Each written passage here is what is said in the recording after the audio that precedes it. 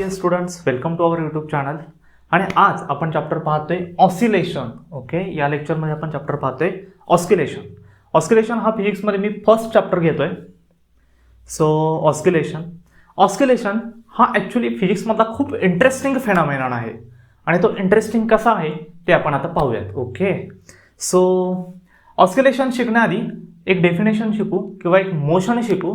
ती आहे periodic motion, which is a periodic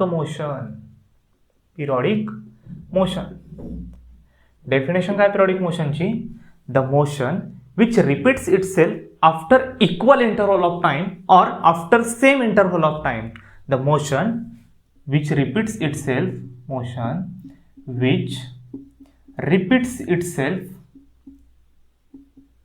after equal interval of time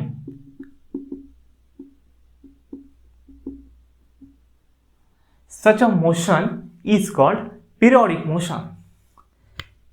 Periodic motionचं जर example घेतलं तर अर्थ revolves around the sun. Earth revolves around the sun. Earth revolves around the sun in equal interval of time. That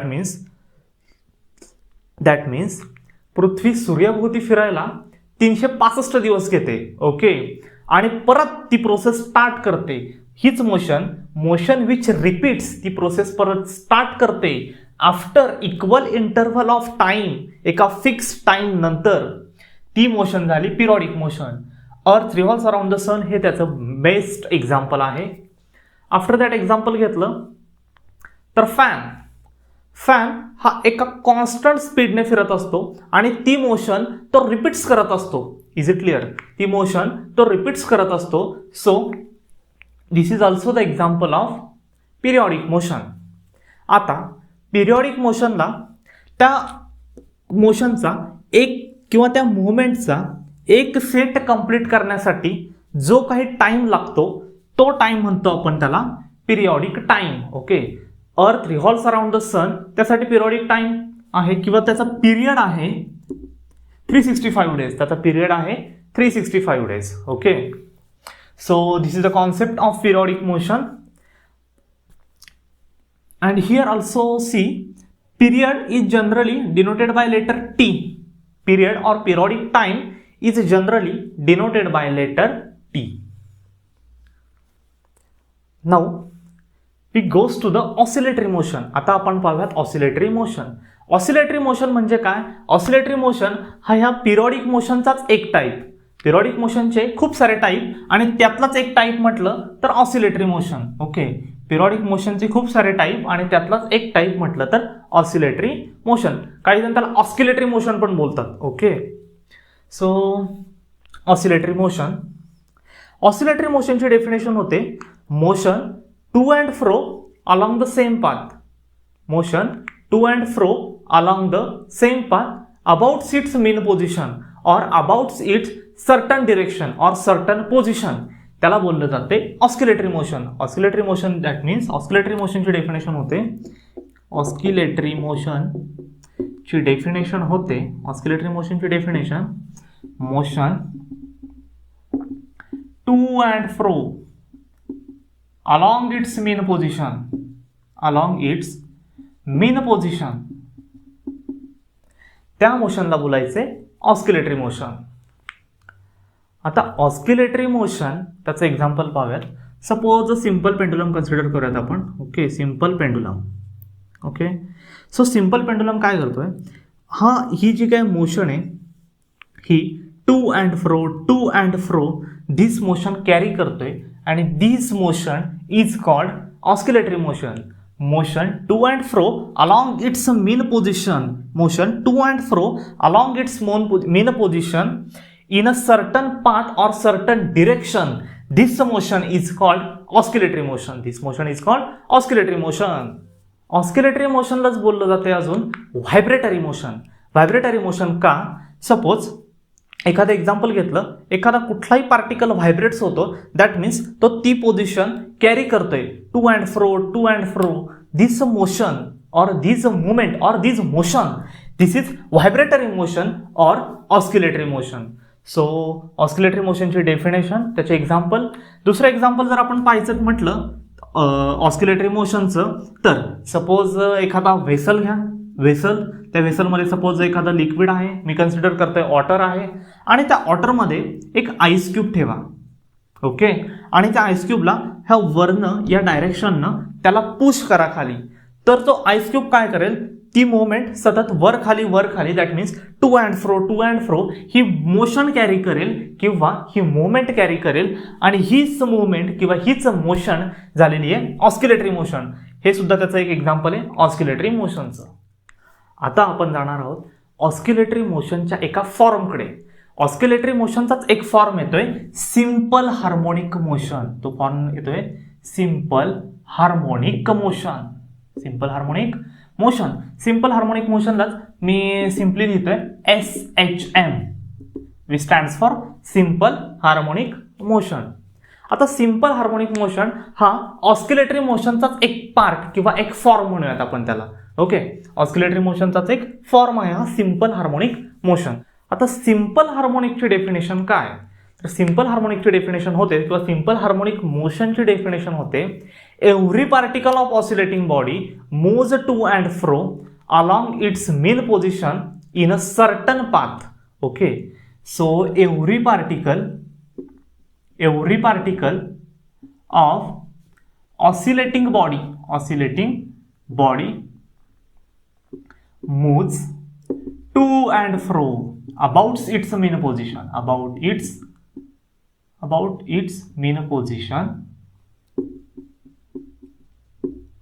in certain path. certain म्हणण्यापेक्षा किंवा fixed म्हटलं तरी चालेल, in a fixed path. आणि this motion is simple harmonic motion which is one of the form of oscillatory motion or vibratory motion. आता आपण simple harmonic मोशनची definition पाहिली. Every particle of oscillating body moves to and fro about its mean position in a certain path. आता जर हा path linear असेल, एका लाईनच्या द्वारे असेल किंवा लिनियर असेल असं म्हणूयात आपण त्याला, तर ती मोशन होणार आहे लिनियर सिंपल हार्मोनिक मोशन. ती मोशन होणार आहे लिनियर सिंपल हार्मोनिक मोशन. कधी होणार आहे, जेव्हा हा जो काही पाथ आहे हा पाथ लिनियर असेल तेव्हा. If the path is linear then the motion is linear SHM. तर ती मोशन होणार आहे लिनियर सिंपल हार्मोनिक मोशन. आता मी इथून पुढे लिहिताना SHM असं लिहिणार आहे. Now will learn properly linear simple harmonic motion. आता या चॅप्टरमध्ये आपल्याला लिनियर सिंपल हार्मोनिक मोशनचाच स्टडी करायचा आहे. So linear simple harmonic motion,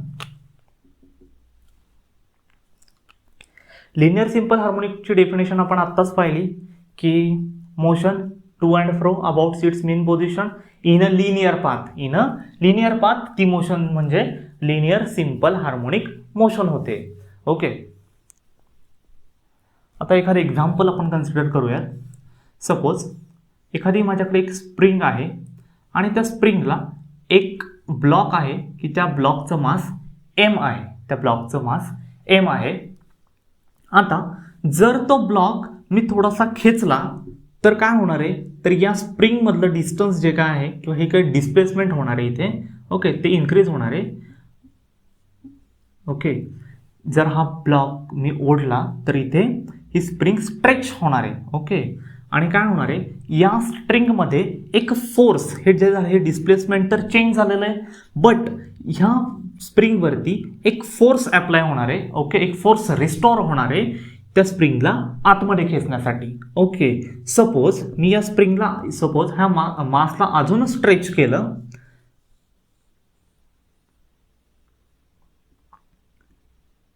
हे मास अजून खेचलं तर हा फोर्स जो काय आहे हा अजून जोरात हे करणार आहे की त्या स्प्रिंगला इकडे खेचण्यासाठी. सो जो काही फोर्स अप्लाय झालाय तो या डिरेक्शनने झालाय आणि डिस्प्लेसमेंट जे काही झालंय ते डिस्प्लेसमेंट तिकडच्या डिरेक्शनने झालंय. आणि जो काही फोर्स ऍक्ट झालाय तो या डिरेक्शनने ऍक्ट झालाय. This is the force acting and this is the displacement increasing. Okay, distance increasing.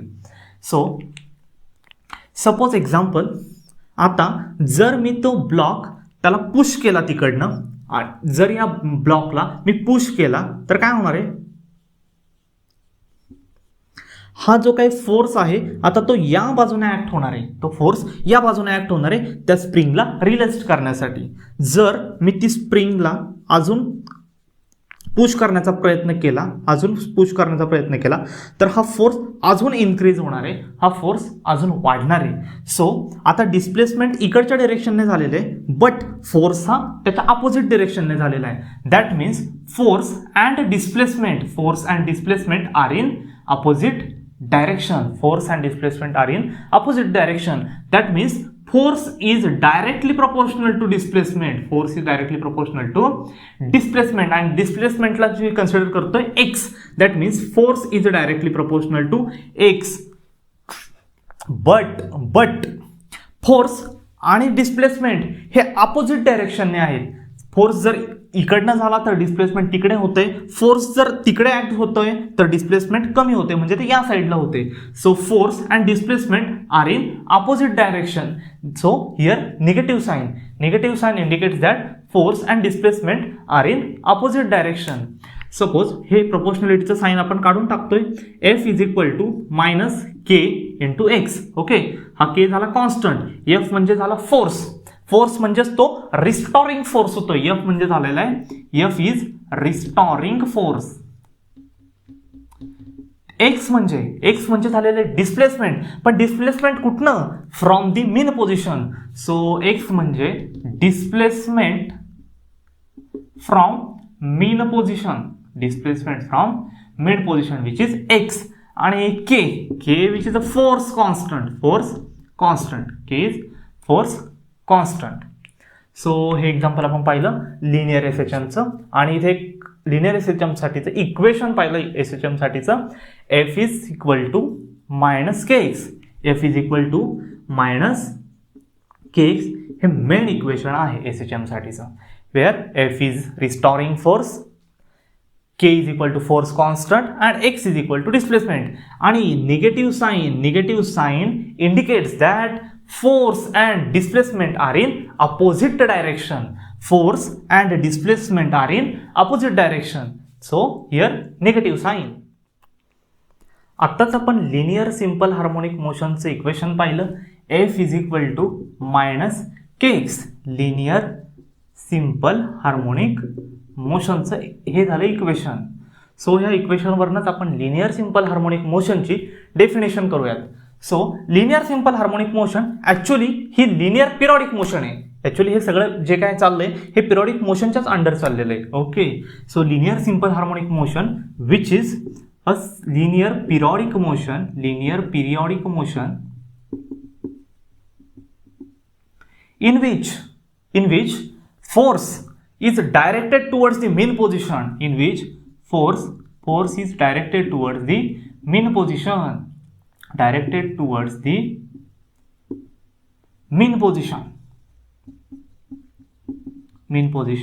and force किंवा त्या फोर्सचं मॅग्नेट्यूड किंवा इट्स मॅग्नेट्यूड, म्हणजे कोणाचं मॅग्नेट्यूड, तर फोर्सचं magnitude, its magnitude is directly proportional कुणाला आहे, के तर कॉन्स्टंट आहे, म्हणजे डायरेक्टली प्रोपोर्शनल कुणाला आहे, डिस्प्लेसमेंटला आहे. Directly proportional to displacement, but displacement कुठून आहे, तर ते मेन पोझिशन पासून आहे. So displacement from the mean position. So this is the definition of linear simple harmonic motion. Actually ही linear periodic motion, force is directed towards the mean position and its magnitude, that means forceचं magnitude कुणाला directly proportional आहे, तर displacementला from its mean position. So this is the definition of linear simple harmonic motion in the form of this equation. Now our next point is differential equation of SHM. आपण आत्ताच linear एसएचएमची definition पाहिली. Linear SHM मध्ये काय होतंय की जो काही फोर्स आहे which is directed towards the mean position आणि त्याचा मॅग्नेट्यूड हे डिस्प्लेसमेंटला प्रपोर्शनल असते from its mean position. So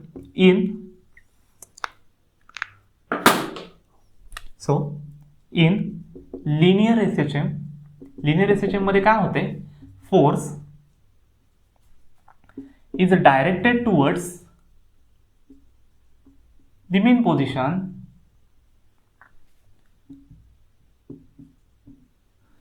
and its magnitude is proportional to the displacement from its mean position. हा शब्द महत्वाचा, from its mean position. This is a linear S H M.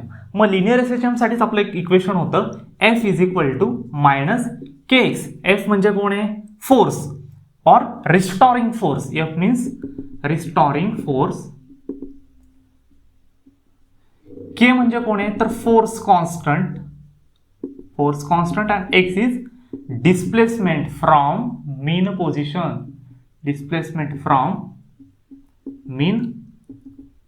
Position.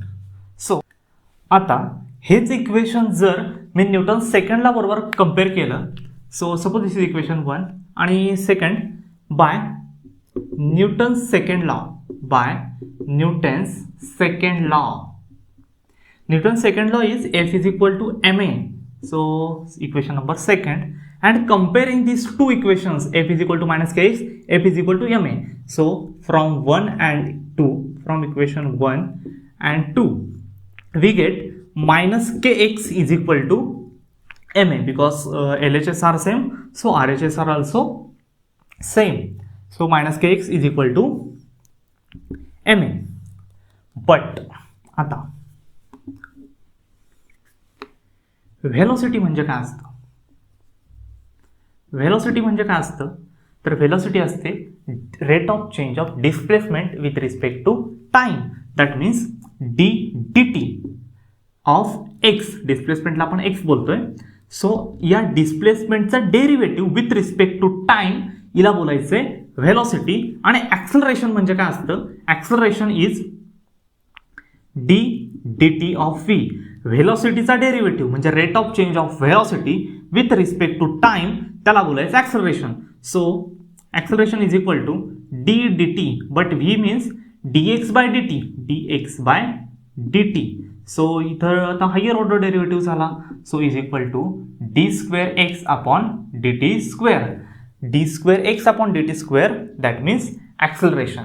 So आता ऍक्सलरेशनची जी काय value आली D square x upon D T square, ती आपण या इक्वेशनमध्ये पुट करूया. Suppose this is equation number 3. So put A is equal to D square x upon D T square in equation number 3. What we get, minus kx is equal to m into d square x upon dt square. d square x upon dt square. So इकडे हा m multiplied आहे, transpose to this side and get divide. So minus k upon m into x, m इकडे आणून divide केलेला आहे, is equal to D square x upon D T square. K is constant, m is also constant, आणि ह्यांनाच मी बोलतोय omega square. So minus omega square x is equal to D square x upon D T square. Because k is constant, m is constant, so त्यांच्याऐवजी मी replace केलंय by omega square. Omega square म्हणजे असतं omega which is angular frequency. So d square x upon D T square minus omega square X तिकडे पाठवा, plus omega square x is equal to 0, and this is the differential equation of SHM. d square x upon dt square plus omega square x is equal to 0. This is differential equation of SHM.